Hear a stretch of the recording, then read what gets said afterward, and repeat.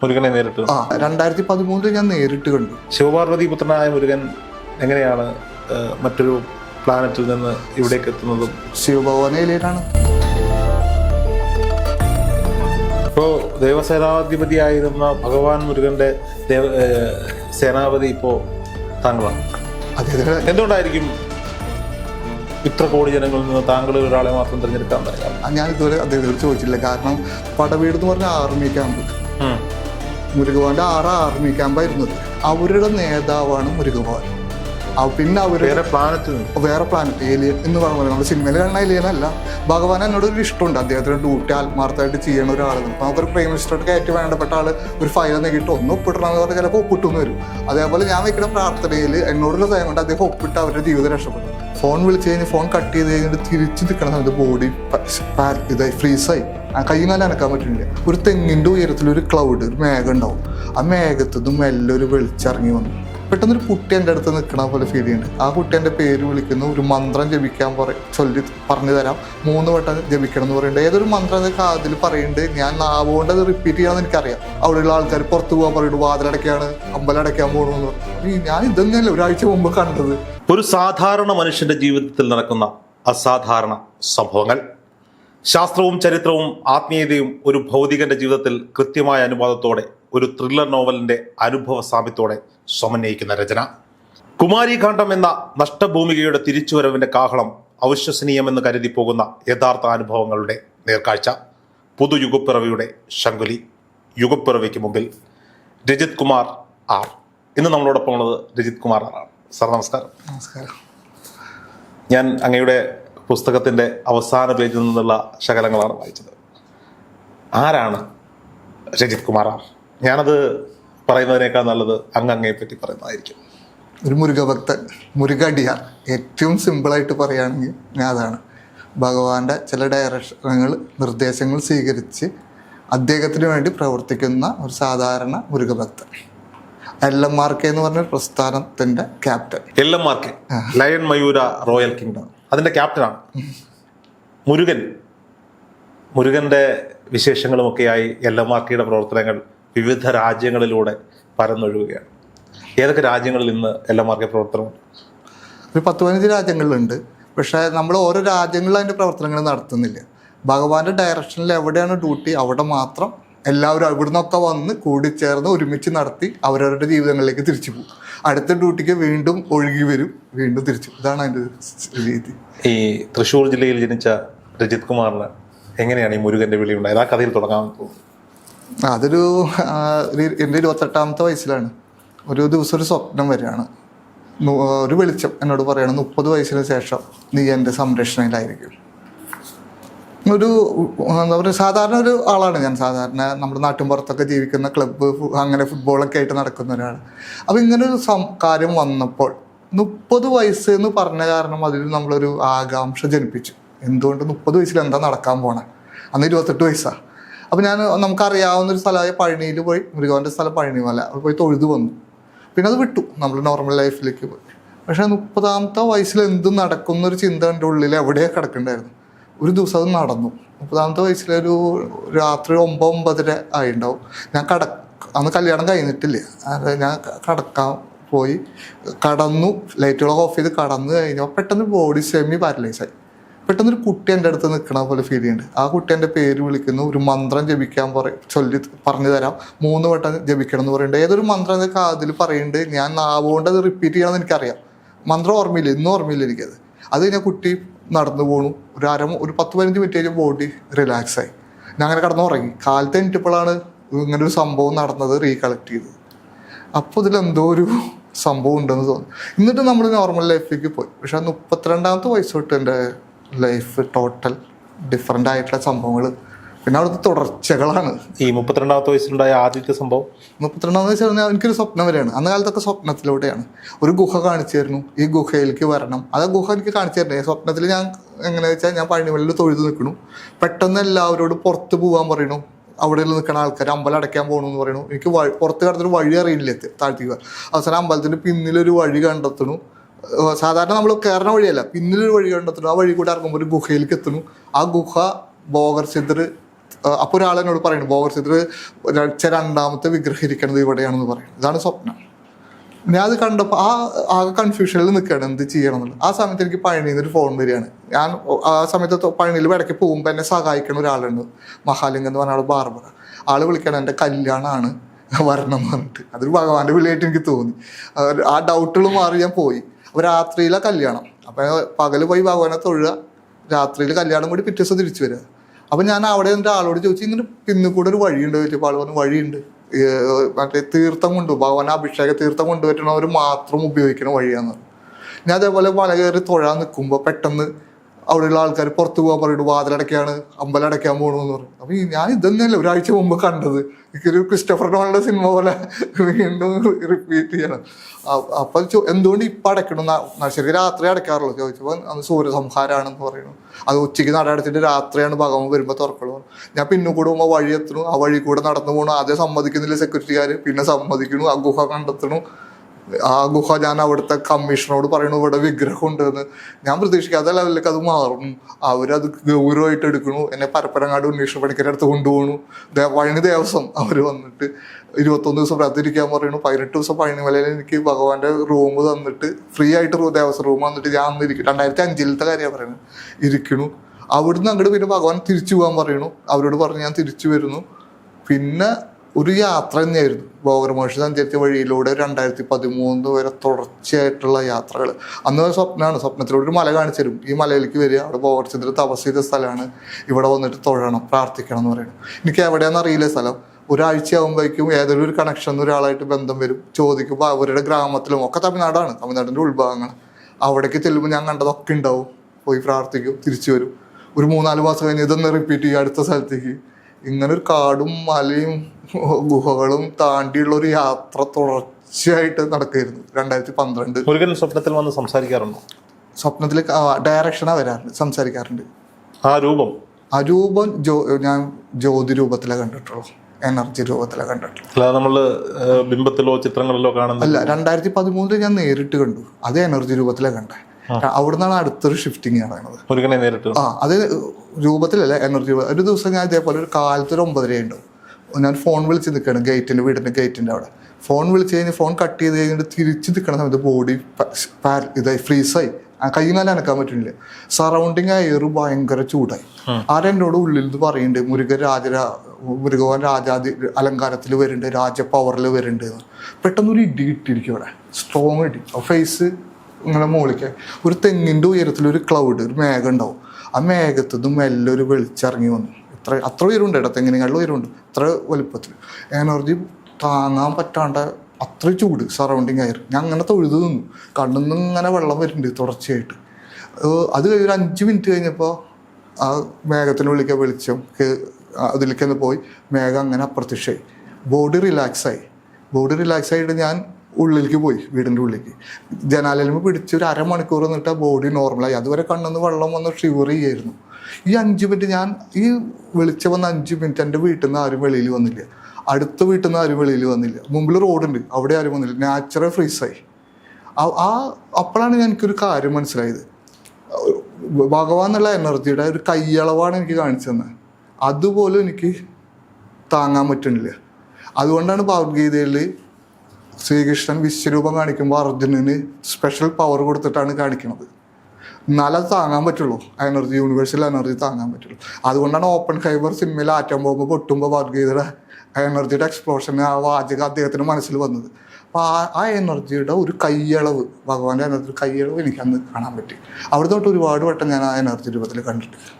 അന്ന് കണ്ട ആ എനർജി, അല്ലെങ്കിൽ ഭഗവാൻ താങ്കളോട് സ്വപ്നത്തിൽ പറയുന്നു 30ാമത്തെ വയസ്സ് മുതൽ താങ്കൾ ഭഗവാന്റെ സംരക്ഷണയിലായിരിക്കുന്നത്. താങ്കൾക്ക് എന്തെങ്കിലും അത്തരത്തിലുള്ള ശക്തി ഉള്ളതായിട്ട് അവകാശപ്പെടുന്നുണ്ടോ? ഞാൻ പറഞ്ഞില്ല, ഞാൻ ഒരു ഭക്തനാണ്. അദ്ദേഹം എന്നോട് പറയണു, ഞാൻ ചെയ്യണു, അത്രേ ഉള്ളൂ. അതിനപ്പുറം ഒരു ശക്തി ഉണ്ടോയെന്ന് അറിയില്ല. ഞാൻ ഇപ്പോൾ ഒരുപാട് പേര് പ്രാർത്ഥിക്കാൻ എന്നെ വിളിക്കാറുണ്ട്, പ്രാർത്ഥിക്കണം. ഞാൻ നോക്കുമ്പോൾ 95% ആൾക്കാർക്ക് റിസൾട്ടും കിട്ടാറുണ്ട്. അപ്പോഴും ഞാൻ അവരോട് പറയണത് ഇത് എൻ്റെ കഴിവല്ല. അവർ തരുന്ന പ്രാർത്ഥന, ആ ഫയൽ ഞാൻ ഭഗവാന്റെ മുമ്പിൽ വെക്കും. ഭഗവാനെ ഇവർക്ക് വേണ്ടി ഒന്ന് കാത്തോളണേ. ഭഗവാൻ എന്നോട് ഒരു ഇഷ്ടമുണ്ട്, അദ്ദേഹത്തിൻ്റെ ഡ്യൂട്ടി ആത്മാർത്ഥമായിട്ട് ചെയ്യണ ഒരാളെന്ന്. അപ്പോൾ നമുക്കൊരു പ്രൈം മിനിസ്റ്റർക്ക് ഏറ്റവും വേണ്ടപ്പെട്ട ആൾ ഒരു ഫയൽ നീക്കിയിട്ട് ഒന്ന് ഒപ്പിടണമെന്ന് പറഞ്ഞാൽ ചിലപ്പോൾ ഒപ്പിട്ടെന്ന് വരും. അതേപോലെ ഞാൻ വെക്കുന്ന പ്രാർത്ഥനയിൽ എന്നോടുള്ള സ്നേഹം കൊണ്ട് അദ്ദേഹം ഒപ്പിട്ട് അവരുടെ ജീവിതം രക്ഷപ്പെടും. അപ്പോൾ അങ്ങനെ രക്ഷപ്പെട്ടൊരു പേരുണ്ട്. അവർ വിളിക്കുമ്പോൾ ഞാൻ പറയും എന്നോട് ഒന്നും പറയണ്ട, എൻ്റെ കഴിവല്ല, ഞാൻ ഫയലെടുത്ത് അങ്ങോട്ട് വെച്ചൊരു കഴിവാണല്ലോ, എനിക്കതിലൊരു കഴിവില്ല.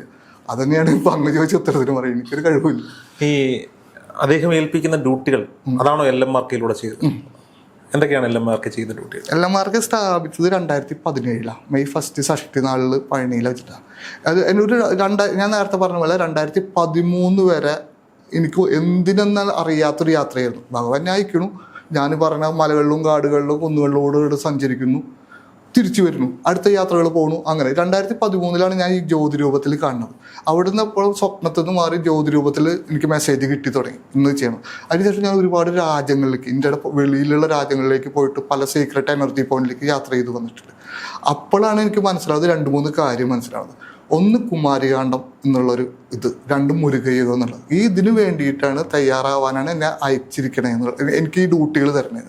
അതിൽ മുരുകയുഗം എന്നുള്ളത് 2013 ഭൂമിയുടെ ഒരു ആസ്ട്രലർത്തിൽ സംഭവിച്ച ഒരു കാര്യമാണ്. നമുക്കൊരു ഒരു യുഗങ്ങൾ നമ്മൾ കലിയുഗം എന്നൊക്കെ കേട്ടിട്ടുണ്ട്. ഈ കലിയുഗത്തിലൊരു ഷിഫ്റ്റിങ്ങാണ് മുരുകയുഗം. ഒരു യുഗത്തിൻ്റെ നമുക്ക് ബോഡിക്ക് ഒരു ബോഡി ഉണ്ട്, ആസ്ട്രൽ ബോഡി ഉണ്ട്, ഫിസിക്കൽ ബോഡി ഉണ്ട്, ആസ്ട്രൽ ബോഡി ഉണ്ട്. നമ്മളെ ഫിസിക്കൽ ബോഡിയിൽ എന്തെങ്കിലും വരണമെങ്കിൽ ആസ്ട്രൽ ബോഡിയിലാണ് ആദ്യം എഫക്റ്റ് ചെയ്യുക, പിന്നെ ഫിസിക്കൽ ബോഡിയിലേക്ക് വരിക. സിദ്ധന്മാർ ജീവസമാധി ആവുക എന്നാണ് പറയുക എല്ലാ സിദ്ധന്മാരും. അതായത് ഫിസിക്കൽ ബോഡി വേണ്ടാന്ന് വെച്ചിട്ട് ആസ്ട്രൽ ബോഡിയിൽ വർക്ക് ചെയ്യും. അവർക്ക് എത്ര കാലം നൂറ്റാണ്ട് കഴിഞ്ഞാലും ഒരാൾക്ക് മേലെ ഡയറക്ഷൻ കൊടുക്കാൻ പറ്റും. ആസ്ട്രൽ ബോഡി അത്രയും ശക്തിയുള്ളതാണ്. നമ്മുടെ ഒരുവിധ എല്ലാ അമ്പലങ്ങളും ഫേമസ് അമ്പലങ്ങളിലും ജീവസമാധിയാണ് സിദ്ധന്മാരുടെ. പഴനിയിൽ ഭോഗർ സമാധി, അനന്തപത്മനാഭ ക്ഷേത്രത്തിലെ അഗസ്ത്യ സിദ്ധരുടെ സമാധി, കൊങ്കണവരുടെ സമാധി തിരുപ്പതി, അങ്ങനെ എല്ലാ സിദ്ധന്മാരുടെ സമാധി സ്ഥലങ്ങളാണ് ഭയങ്കര പവർഫുള്ളാവുക. അപ്പോൾ ഇങ്ങനെ എർത്തുണ്ട്, ആസ്ട്രൽ എർത്തുണ്ട്. ആ എർത്തിൽ കാർത്തിക നക്ഷത്രങ്ങളുടെ എനർജി ഭയങ്കര, കാർത്തിക എന്ന് പറഞ്ഞാൽ കാർത്തിക നക്ഷത്രം പ്ലീഡിയസ് സ്റ്റാർ ക്ലസ്റ്റർ, ആ നക്ഷത്രക്കൂട്ടത്തിന് എനർജി ഭയങ്കരമായിട്ട് വരും. അത് മുരുകയുഗത്തിൻ്റെ നാന്ദിയാണ്. അത് 2020 തൊട്ട് ഫിസിക്കൽ എർത്തിൽ അപ്ലൈ ആയി തുടങ്ങി. അപ്പോൾ ഭൂമിയിൽ ഫിസിക്കൽ ഭൂമിയിൽ എർത്തിലും 2020 മുതൽ മുരുകയുഗം ആരംഭിച്ചു. കലിയുഗത്തിനുള്ളിൽ ഷിഫ്റ്റിംഗ് ആണ്. 2000 വർഷത്തോളം നിൽക്കുന്ന ഒരു ഷിഫ്റ്റിംഗ് ആണ്. എന്ത് യുഗം ആരംഭിക്കണം? 0 ആരംഭിക്കണം. 2020 ഭൂമി നിശ്ചലമായി, ലോക്ക്ഡൗൺ ആയി. ആ ലോക്ക്ഡൗൺ ആയപ്പോൾ 0 പുതിയ യുഗം ആരംഭിക്കുക. പിന്നെയുള്ള എനർജി മുരുകൻ്റെ എനർജിയാണ്. അപ്പോൾ ഈ മുരുകയുഗത്തിന് വേണ്ട ഒരു കാര്യങ്ങൾ ചെയ്യാനും, അതായത് 2020 ലോക്ക്ഡൗൺ ഒക്കെ ഇതിന്റെ ഭാഗമാണ്. ഒരു ഷിഫ്റ്റിംഗ് വരുമ്പോൾ, ഒരു യുഗം ഷിഫ്റ്റ് ആകുമ്പോൾ എന്തെങ്കിലും ഒരു കാര്യം നടക്കും. ഒന്നുകിൽ പ്രളയം വരും, നമ്മൾ എല്ലാത്തിലും കാണാം, ഒരു പ്രളയം വന്നിട്ടാണ് പിന്നെ അത് പുതിയ യുഗം ആരംഭിക്കുക. ഇവിടെ ഏറ്റവും മിനിമം ലെവലിൽ ഉണ്ടായ ഒരു ഷിഫ്റ്റിംഗ് ആണ് ഈ ലോക്ക്ഡൗൺ. ഭൂമി നിശ്ചലായി, എല്ലാ ഇതായി, എന്നിട്ട് പിന്നെ 0 പിന്നെയും തുടങ്ങുക. അപ്പോൾ 2013 പിന്നെ ഉള്ളത് കുമാരികാണ്ഡം എന്നുള്ളൊരു ഇതാണ്. കുമാരികാണ്ഡം എന്നുള്ളത് ലോസ്റ്റ് കോണ്ടിനെന്റ്, ഇംഗ്ലീഷുകാർ അതിൽ ലുമേറിയ എന്ന് പറയും, തമിഴ് ഇതിൽ കുമാരികാണ്ഡം എന്ന് പറയും. കുമാരികാണ്ഡത്തിൻ്റെ ഇത് വെച്ചാൽ ഇപ്പുറത്തെ ആഫ്രിക്ക തൊട്ട് ആരംഭിക്കും, ഇപ്പുറത്തെ ഓസ്ട്രേലിയ വരെ പരന്ന് കിടക്കുന്ന ഒരു സ്ഥലമായിരുന്നു. ഇന്ത്യയൊക്കെ അടക്കമുള്ളത്, ശ്രീലങ്കയൊക്കെ അടക്കം. അവിടെ എങ്ങനെയാണ് അവിടെ ഒരു ഇത് ഉത്ഭവിക്കുന്നത് വെച്ചാൽ, മനുഷ്യവാസം വരുന്നത് വെച്ചാൽ, ഭൂമിയിൽ മനുഷ്യവാസം ആരംഭിക്കുന്നൊരു സമയം, അതായത് മനുഷ്യന് ജീവിക്കാം, ജീവജാലങ്ങൾക്ക് ജീവിക്കാവുന്ന ഒരു അന്തരീക്ഷം ഉണ്ടാവുന്ന ഒരു സമയം. ഇപ്പം നാസയൊക്കെ വേറെ പ്ലാനറ്റിൽ സെർച്ച് ചെയ്യണ പോലെ വേറെ പ്ലാനറ്റിലുള്ള ആൾക്കാർ ഇവിടെയും സെർച്ച് ചെയ്യുന്നുണ്ടായിരുന്നു. അപ്പോൾ അത് മനസ്സിലാക്കി വേറെ പ്ലാനറ്റിൽ നിന്ന് വന്ന് താമസിച്ച ആൾക്കാരാണ് ഈ കുമാരികാണ്ഡത്തിലെ ജനങ്ങൾ. അവരുടെ നേതാവാണ് മുരുകഭവൻ. പിന്നെ അവർ വേറെ പ്ലാനറ്റ് ഏലിയൻ എന്ന് പറയുന്നത്, നമ്മുടെ സിനിമയിൽ കാണുന്ന ഏലിയൻ അല്ല, വേറെ പ്ലാനറ്റിൽ നിന്ന് വന്ന് താമസിച്ച ആൾക്കാരാണ് ഇവർ. അവർക്ക് ഈ ഡാർക്ക് മാറ്റർ, ഡാർക്ക് എനർജിയൊക്കെ ഉപയോഗിക്കാൻ കഴിവുള്ളവരായിരുന്നു. അവരുടെ ലീഡറായിരുന്നു മുരുകഭവൻ. പിന്നെ അവരുടെ ഗുരുവായി, രാജാവായി, ദൈവമായി. അതുകൊണ്ട് അദ്ദേഹമാണ് അവർക്ക് തമിഴ് പറഞ്ഞു കൊടുക്കുന്നത്, തമിഴ് ലാംഗ്വേജ് അദ്ദേഹമാണ് കൊടുക്കുന്നത്. ഫസ്റ്റ് സംഘകാലഘട്ടം കുമാരികാണ്ഡത്തിലെ സംഘകാലഘട്ടമാണ്. ഈ മധുര എന്നുള്ള സ്ഥലമൊക്കെ അവിടെ ഉണ്ടായിരുന്നു, കുമാരികാണ്ഡത്തിലുണ്ടായിരുന്നു. അതുകൊണ്ടാണ് ഇപ്പോഴും തമിഴ് ആൾക്കാരോട് ചോദിച്ചു കഴിഞ്ഞാൽ ഞങ്ങളുടെ ഫോർ ഫാദറാണ് മുരുകൻ എന്ന് പറയും, ഞങ്ങളുടെ മുപ്പാട്ടനാണ് മുരുകൻ എന്ന് പറയാൻ കാരണം ആ കണക്ഷനുള്ള കാരണം. പിന്നെ ലോകത്തിൽ ഒരു ദൈവത്തിന് ലാംഗ്വേജ് ആയിട്ട് കണക്ട് ചെയ്യില്ല. മുരുകനെ മാത്രം തമിഴ് കടവുൾ മുരുകൻ എന്ന് പറയാൻ കാരണം ആ ലാംഗ്വേജ്, അത് തമിഴ് ഭാഷ ഒരു എനർജിയും കൂടിയാണ്. അത് അദ്ദേഹമാണ് സ്റ്റാർട്ട് ചെയ്യുന്നത്. കുറേ കാലം കഴിഞ്ഞപ്പോൾ കുമാരികാണ്ഡം നശിച്ചു പോയി. എല്ലാത്തിനും ഒരു നാശം ഉണ്ടാവണവരെ നശിച്ചു പോയപ്പോൾ പല ഭാഗങ്ങളായിട്ട് ഡിവൈഡായി, കുറേ കടലിനുള്ളിലേക്ക് പോയി. ഇപ്പോൾ ജപ്പാനും സിംഗപ്പൂരും മലേഷ്യ ഒക്കെ അതിൻ്റെ ഒരു ഭാഗങ്ങളാണ്, ഉള്ളിലേക്ക് പോയി. ഇതിൻ്റെ അറിവുകളും കാര്യങ്ങളും മനുഷ്യർ മൈഗ്രേറ്റ് ചെയ്ത് പോയി. ഇപ്പോൾ ഒരു 6 പട വീട് എന്ന് പറഞ്ഞാൽ നമ്മൾ തമിഴ്നാട്ടിൽ കാണണ്ടല്ലോ, തിരുത്തണി, പഴനിയൊക്കെ. ശരിക്കും അപ്പോഴും ശ്രദ്ധിക്കേണ്ടത് 6 പടവീട് എന്നാ പറയണ അതിന്, അമ്പലങ്ങൾ എന്നല്ല പറയണത്. പടവീട് എന്ന് പറഞ്ഞ ആർമി ക്യാമ്പ്. മുരുകന്റെ 6 ആർമി ക്യാമ്പായിരുന്നത്. നമ്മളൊക്കെ പഠിച്ച പുരാണങ്ങളിൽ മുരുകൻ ദേവസേനാപതി, അതാണ് ഞാൻ പറഞ്ഞത്, ആർമി ക്യാമ്പായിരുന്നു അദ്ദേഹത്തിന്. ആർമി ക്യാമ്പിൽ അതുകൊണ്ടാണ് പടവീട് എന്ന് പറയുന്നത്, ടെമ്പിൾ എന്നല്ല അതിന് ഉദ്ദേശിക്കുന്നത്. ഈ കുമാരകാണ്ഡത്തിൽ 6 സ്ഥലത്തുണ്ടായിരുന്ന 6 പടവീടിനെ കുമാരകാണ്ഡം ഉള്ളിലേക്ക് പോയപ്പോൾ എടുത്ത് റിപ്ലിക്കായിട്ട് വെച്ചതാണ്, മൈഗ്രേറ്റ് ചെയ്ത് വെച്ചതാണ് തമിഴ്നാട്ടിലെ ഈ 6.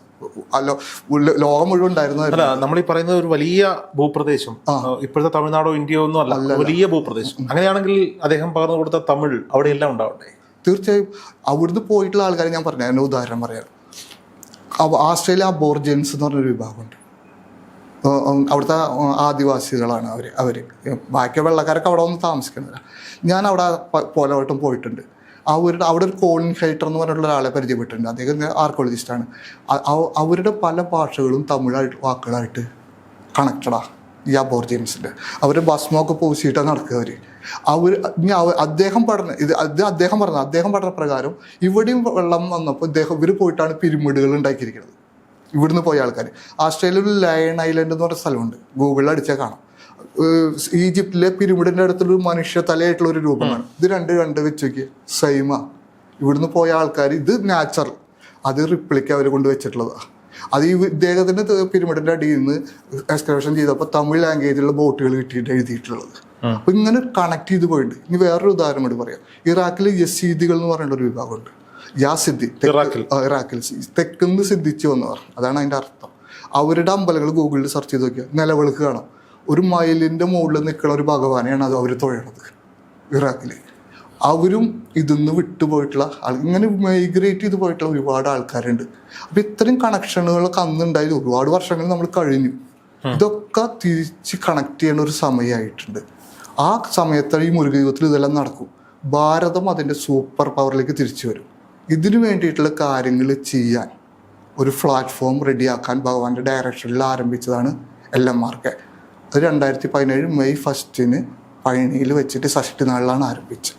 അതിനുശേഷമാണ് അദ്ദേഹത്തിൻ്റെ ഡ്യൂട്ടികൾ നമ്മൾ ചെയ്തു തുടങ്ങിയത്. നമ്മളിപ്പോൾ ഇതുവരെ 6 ഡ്യൂട്ടികൾ ചെയ്തിട്ടുണ്ട്. ഇപ്പോൾ ദേവസേനാധിപതിയായിരുന്ന ഭഗവാൻ മുരുകന്റെ സേനാപതി ഇപ്പോൾ താങ്കളാണ്. അദ്ദേഹത്തിന് ഞാൻ മുരുക അടിയാർന്നുള്ള വാക്കെന്നേ ഉപയോഗിക്കുള്ളൂ. അദ്ദേഹം നിയോഗിച്ചിട്ട് ഗ്രൂപ്പിന്റെ ക്യാപ്റ്റനാണ്. ഞാൻ എപ്പോഴും പറയാറുണ്ട്, ഞാനൊരു ഗുരു അല്ല, ഒരു ഗോഡ്മാൻ അല്ല. എന്തുകൊണ്ടായിരിക്കും ഇത്ര കോടി ജനങ്ങളിൽ നിന്ന് താങ്കൾ ഒരാളെ മാത്രം തിരഞ്ഞെടുക്കാറുണ്ടായത്? ഞാൻ ഇതുവരെ അദ്ദേഹത്തോട് ചോദിച്ചില്ല. കാരണം നമുക്ക് കിട്ടിയത് ചെയ്യാന്നല്ലാണ്ട് വലിയ വലിയ കാര്യങ്ങളൊന്നും അന്വേഷിക്കണ്ടല്ലോ. പറഞ്ഞത് കറക്റ്റായിട്ട് പോവുക. അദ്ദേഹം പറഞ്ഞു തരുന്ന സമയത്ത് അദ്ദേഹം പറഞ്ഞു. ശിവപാർവതി പുത്രനാണ് മുരുകൻ. ശിവപാർവതി പുത്രനായ മുരുകൻ എങ്ങനെയാണ് മറ്റൊരു പ്ലാനറ്റിൽ നിന്ന് ഇവിടേക്ക് എത്തുന്നതും? ശിവഭഗവാൻ ഏലിയനാണ്. അന്ന് റിസർച്ച് ചെയ്ത് നോക്കൂ. ഏലിയൻ എന്ന് പറയുമ്പോൾ നമുക്കൊരു പ്രശ്നം എന്താ അറിയാ, ഇംഗ്ലീഷ് സിനിമ കണ്ടിട്ട് അമേരിക്കക്കാരുടെ ഏലിയൻസാണ് നമ്മുടെ മനസ്സിൽ. അവരുടെ ഏലിയൻ സിനിമകളിൽ ഏലിയൻസ് വരും, ഭൂമിനെ അറ്റാക്ക് ചെയ്യും, അമേരിക്ക ആർമി അവരെ തോൽപ്പിക്കും. ആ പരിപാടി നമ്മുടെ മനസ്സിൽ അവർ സൃഷ്ടിച്ചു. അതൊക്കെ മാറ്റി വെച്ചിട്ട് നോക്കൂ, ഇവരെല്ലാം പുറത്തുനിന്ന് വന്നവരാണ്. അതിന്റെ പവറാണ് ആ ഭൂമിയിൽ അവർക്ക് അത് ചെയ്യാൻ പറ്റുന്നത്. ഇവർക്ക് മനുഷ്യരൂപം കൊടുത്തുണ്ടാക്കി വെച്ച കലാകാരന്മാരെ പറഞ്ഞാൽ മതി. ഇല്ല, നമുക്കിപ്പോ ഒരു വേറൊരു കാര്യം കൂടി ആലോചിക്കാം. നമുക്ക് ഭൂമിയിൽ ചാടുന്ന ഹൈറ്റും ചൊവ്വയിൽ ചാടുന്ന ഹൈറ്റും വ്യത്യാസമുണ്ട്. അന്തരീക്ഷത്തിൽ നമുക്ക് കൂടുതൽ ചാടാൻ പറ്റും. അപ്പൊ വേറെ പ്ലാനറ്റ് എന്ന് പറയുന്ന ആൾക്കാർക്ക് ഭൂമിയിലുള്ള ആൾക്കാരെക്കാട്ടിലും പവർ കൂടുതലുണ്ടാവും. അതാണ് ആ ശക്തി. ഈ മുരുക കഥകളും മറ്റും പറഞ്ഞു വരുമ്പോൾ എനിക്ക് എപ്പോഴും മനസ്സിൽ തോന്നുന്ന ഒരു സംശയം, വള്ളി ദേവസേന എന്നല്ലേ മുരുകന്റെ മറ്റൊരു ഭാര്യയുടെ ആ കഥ, ദേവേന്ദ്രന്റെ മകളെ വിവാഹം കഴിച്ച മുരുകൻ. ഞാൻ മനസ്സിലാക്കുന്നത് ഒരു ആദിവാസി മൂപ്പന്റെ മകളായ വള്ളി വിവാഹം കഴിച്ച മുരുകൻ. രണ്ടു തമ്മിൽ അങ്ങോട്ട് സിങ്കാവുന്നില്ല. ആ കഥ എന്ന് പറഞ്ഞു തരുമോ? അല്ല, ദേവസേനാപതി കല്യാണം കഴിക്കുന്നത് മുരുകവൻ എന്തിനാണ് ജനിച്ച സൂര്യവൽപ്പാസനെ വധിക്കുകയാണ് ചെയ്യുന്നത്. കാരണം ദേവന്മാരെ എല്ലാം കാരാഗ്രഹത്തിൽ അടച്ച് അദ്ദേഹം എല്ലാത്തിൻ്റെ അധിപനായപ്പോൾ ആരെ അദ്ദേഹത്തിന് തോൽപ്പിക്കാൻ പറ്റാതിരിക്കുമ്പോൾ അദ്ദേഹം ശിവപാന്റെ പുത്രനായി ജനിച്ച് സൂര്യവൽപ്പാസനെ വധിച്ച് ദേവന്മാരെ സ്വതന്ത്രരാക്കണ സന്തോഷത്തിൽ ദേവേന്ദ്രന്റെ മകളെ അദ്ദേഹത്തിന് കല്യാണം കഴിച്ചു കൊടുക്കുകയാണ് ചെയ്തത്. വള്ളിദേവീനെ ഇദ്ദേഹം പ്രണയിച്ച് ശ്രീലങ്കയിലാണ് ഒരു ഇതെന്ന് പറയുന്നത്, അവിടെ പോയിട്ട് ആക്കുക. പക്ഷെ ഇതിൻ്റെ ഒരു ബേസ് എന്ന് പറഞ്ഞാൽ രണ്ട് ഇതും ഒരേപോലെ കണക്ട് ചെയ്യാൻ പറ്റണ ഒരാളാണ് അദ്ദേഹം. എവിടെ ഇരിക്കാൻ പറ്റും, അവിടെ ഇരിക്കാൻ പറ്റും. നമ്മൾ എന്താ പറയുക, എല്ലാത്തിലും ഇരിക്കുക എന്ന് പറയില്ലേ.